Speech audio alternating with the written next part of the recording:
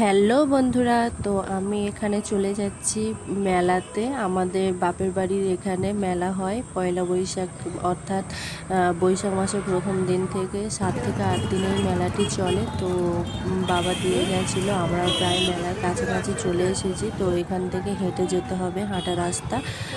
গ্রামের ভিতরেই এই মেলাটি হয়। তো এই মেলাটিকে অনেকে গোষ্ঠীর মেলাও বলে থাকে। তো আমরা এই যে হাঁটতে শুরু করে দিয়েছি। আমি এখানে মাকে বলছিলাম যে কোন পাশ থেকে যাবে। এখানে অনেকগুলোই যাওয়ার রাস্তা আছে, প্রায় 7-8টা।